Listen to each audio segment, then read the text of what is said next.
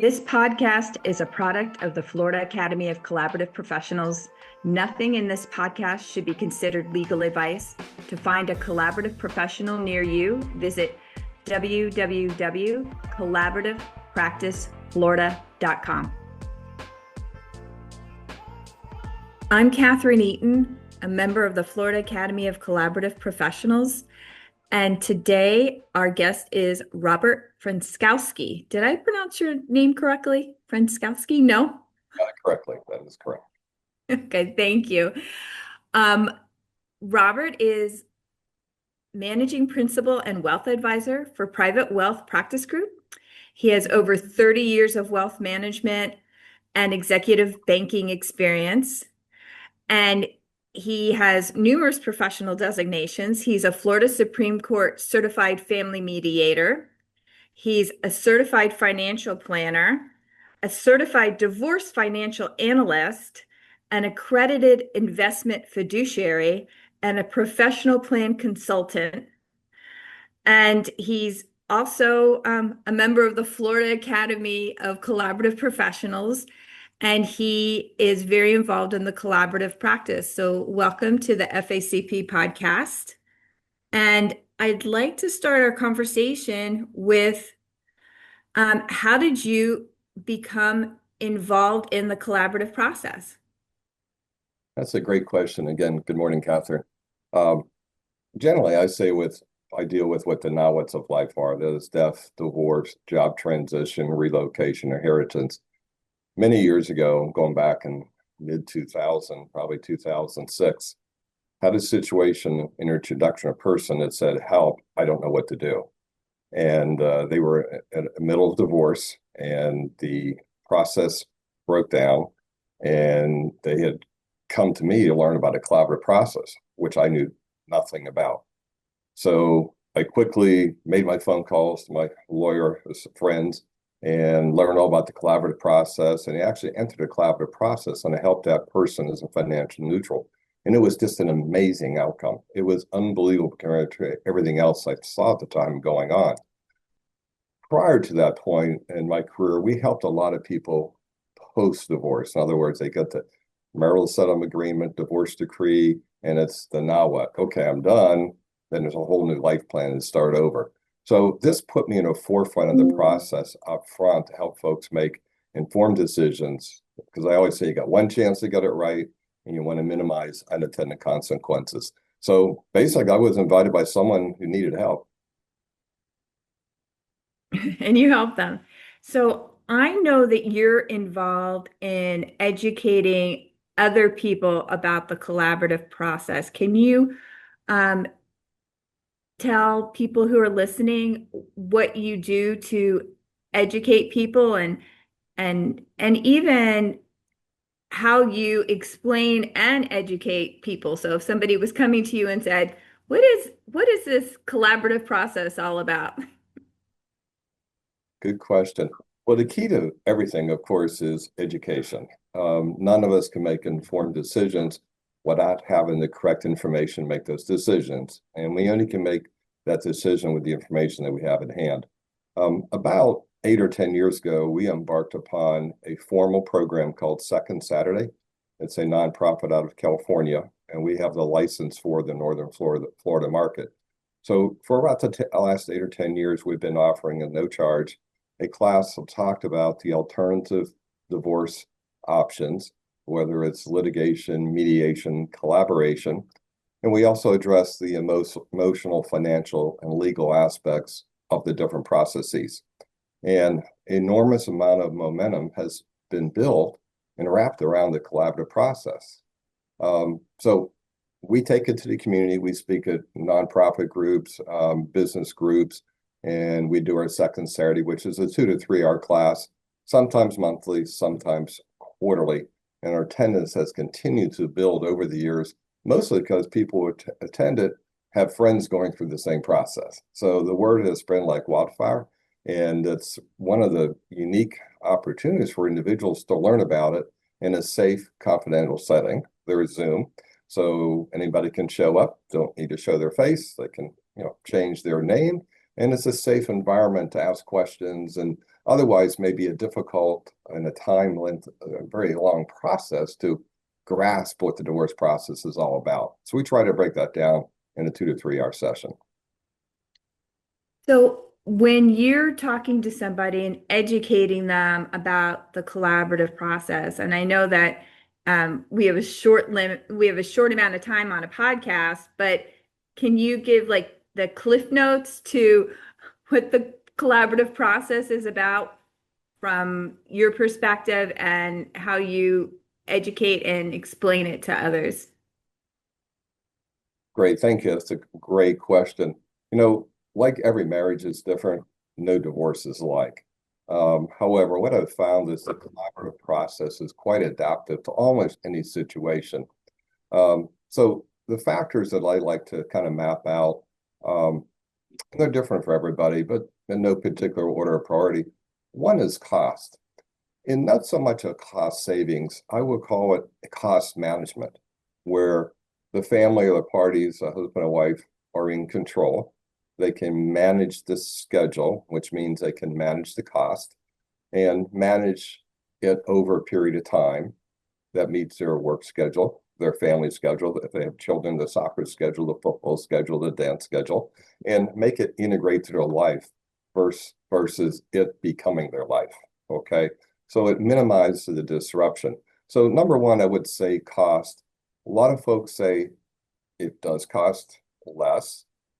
I can see that, but I wouldn't say necessarily cost less. I would say it's more of a cost containment, because the word question we have all the time, what does divorce cost? And not to be flip about it, I'll say as much as someone wants it to cost. You don't go to Publix and check out at the grocery store and the cashier stops you and say, Kathy, you spent enough today. They're going to keep letting it go down to, the scan, scan the items and fill up your cart and spend $400. Divorce is the same way. So number one, the top of your list is cost and cost containment management. Number two is, and this is a big one in today's world, is confidentiality. I say what happens in the collaborative session stays in the collaborative session. Generally, courtrooms are public domain. Things get into public records. And most people don't want family marital secrets out into the public domain. And this offers that privacy containment among professionals in a closed door setting, where if someone has particular issues need to be dealt with. I'll just use example, maybe drug addiction, alcoholism, that if it got out there could infect their employment. This is a way to contain it and manage things like that, or special things in the family if they're in business that could impact their business and the reputation. Collaborative is phenomenal for privacy protection. Another one, this is the one I love as a allied professional, is the opportunity to be creative. And let me expand upon that. What that means is bring in the appropriate professionals to the table that are needed to address the circumstances at hand. For example, if someone has a multitude of real estate investments, splitting the assets of value in real estate's not enough. They could have $1 million or $2 million and carry loss forwards. The benefits would only come after they would sell the property and shelter other income. Well, you may bring in a specialist to the table to address that very fact to help everybody, quote unquote, make an informed decision. So there's a cadre of professionals out there, from real estate to property inspectors, mortgage specialists, right? As a whole new world developed to the complexity of mortgages today.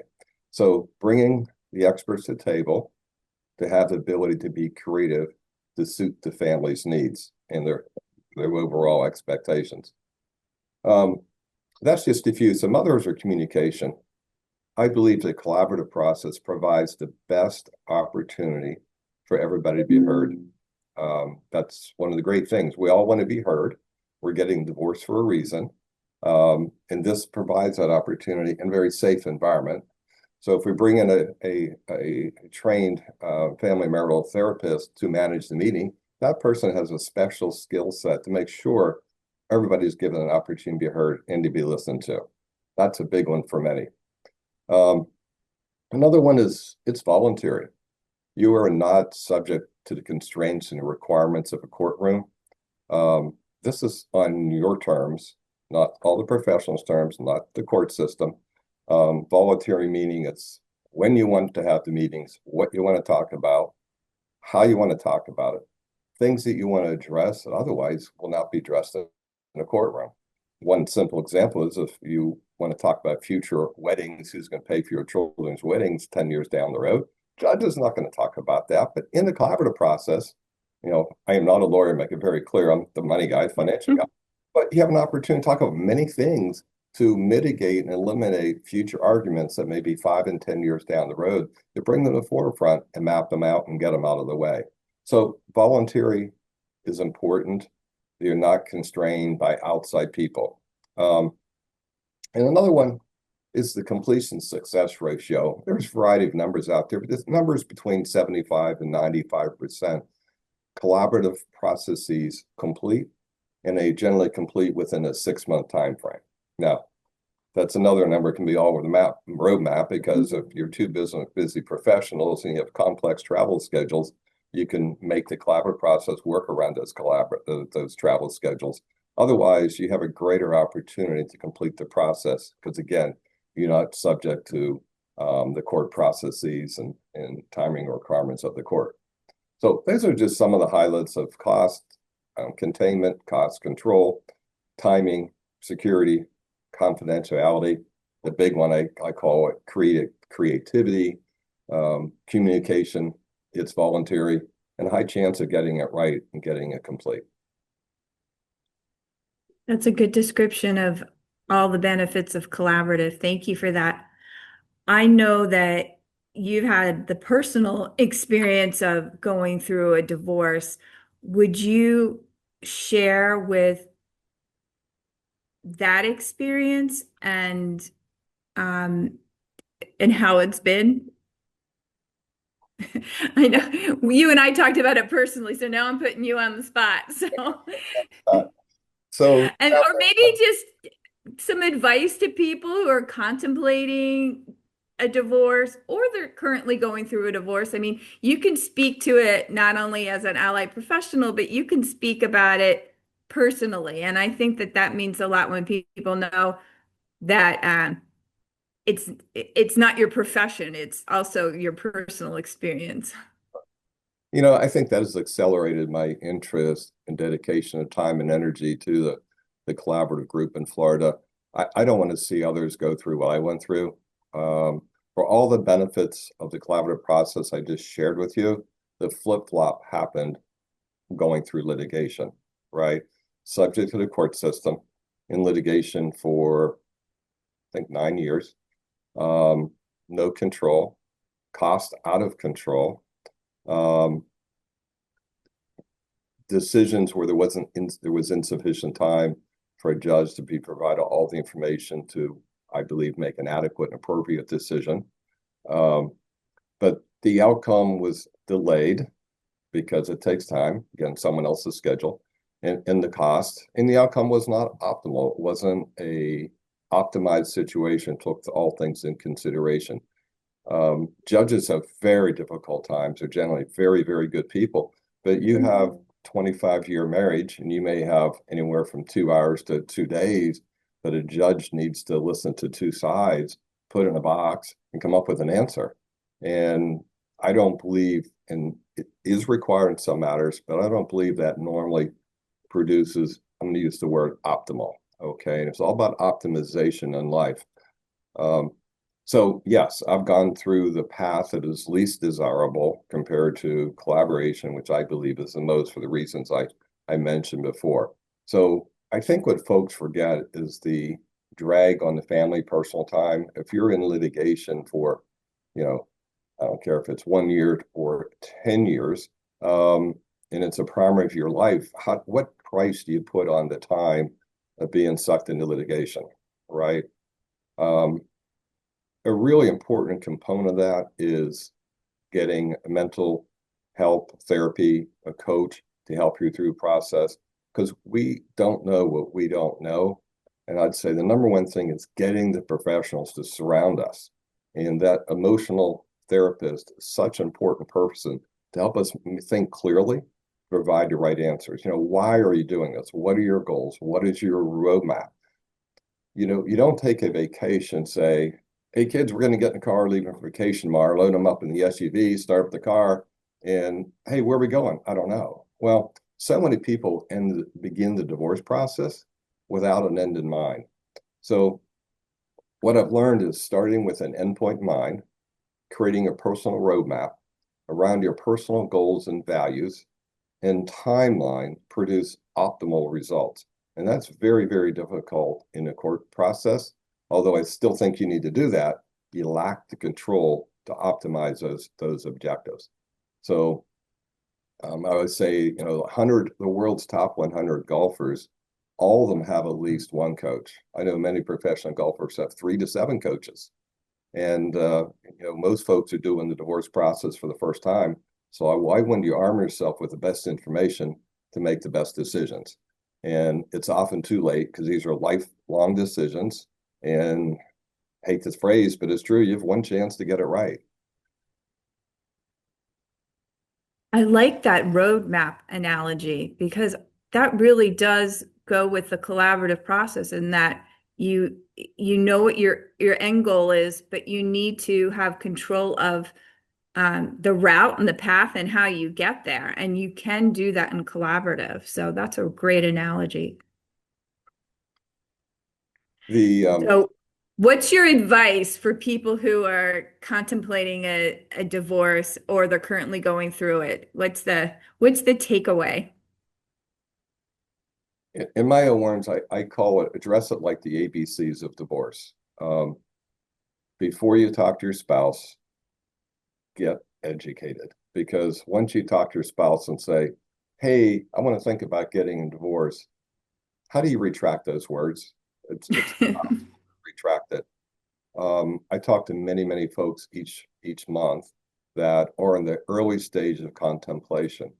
And quite frankly, my statistics, which I track, 2 out of 3 folks that visit with us, 2 out of 3 tend to defer divorce 3 to 7 years. Why? Because they're making an informed decision that's right for their family, their children, and their finances. So many people just jump into it, and you just can't rewind. Once you jump in the arena, you should not jump into something without knowing what you get into. So getting educated, know where you want to go is just so important. And then the ABCs, A means before you talk to your spouse, talk to your financial person, your therapist, and talk to a legal professional, the minimum 3. The B's of divorce is I'm in the middle of it. There you need the professionals to help you make the informed decisions, right? Because you don't know what you don't know. And then the C's of divorce is a whole new plan. The C is I got my divorce decree, and it's a whole new now what. You're starting life over, and you need trust documents, healthcare surrogates, power of attorney, a new financial plan. What are you going to do with the resources or lack of resources you have post-divorce? It's starting over. So many folks go through the divorce process, get done, and say, done, when I say it's just a new beginning. So divorce is stage 1. The new life building is kind of stage 2. That's exactly right. Well, thank you for explaining that. And thank you for being a guest on the FACP podcast. And if somebody wants to get a hold of you, what's the best way to find you so they can talk to you about the ABCs? Sure. There's a variety of ways. The second Saturday program we have, if they're interested in our free Zoom workshops, it is www.second, spelled out SECOND, Saturday spelled out JAX, JAX.org. Again, www.secondsaturdayjax.org. And then I'll have our class schedule and our contact information. Also, we have a website called divorceteam.com that'll have some resources and our phone numbers where we do offer consultations complimentary and early stage just to help. Again, we believe in educating them. And the more we can help folks up front, I see substantially better outcomes, and we're glad to offer that complimentary initial consultation at no charge. Sounds good. Okay. Thank you. And have a great day. Yeah. Yeah.